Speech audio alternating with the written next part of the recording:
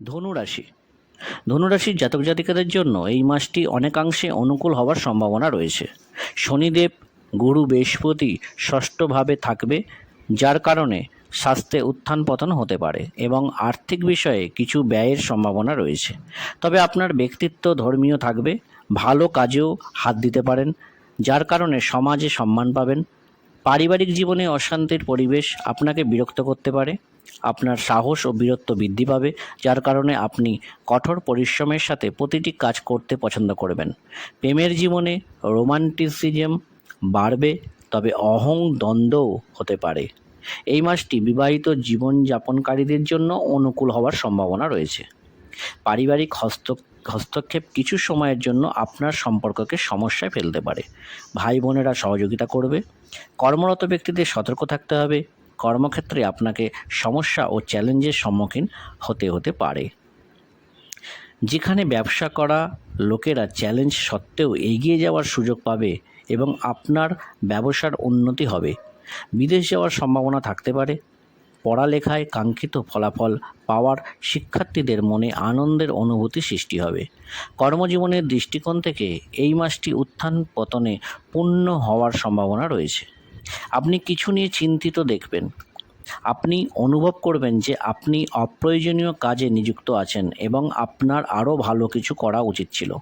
ভালো সাফল্যের সম্ভাবনা থাকবে। ব্যবসায় অগ্রগতি হবে, তবে আপনার ব্যবসায় পারিবারিক সদস্যদের হস্তক্ষেপ বাড়তে পারে, যার কারণে আপনাকে কিছু সমস্যার সম্মুখীন হতে পারে।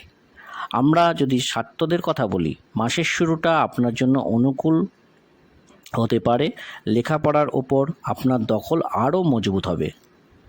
পারিবারিক দিক থেকে এই মাসটি কিছুটা দুর্বল হওয়ার সম্ভাবনা রয়েছে। আপনার মা স্বাস্থ্যগত সমস্যার কারণে বিরক্ত হতে পারে।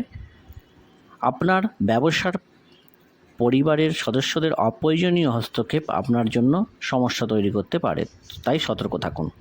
আপনি যদি প্রেমের সম্পর্কে থাকেন, তাহলে মাসটি শুরুটা খুব ভালো যাবে। রোমান্সের প্রচুর সুযোগ থাকবে। একে অপরের সাথে ভালো সময় কাটবে।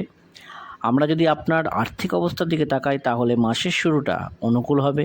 একাধিক মাধ্যমে আপনার কাছে অর্থ আসার সম্ভাবনা থাকবে। তবে চতুর্থ ঘরে রাহু মঙ্গলের অঙ্গারক দোষের কারণে কোনো ধরনের সম্পত্তি ক্রয় বিক্রয় এড়িয়ে চলাই ভালো হবে।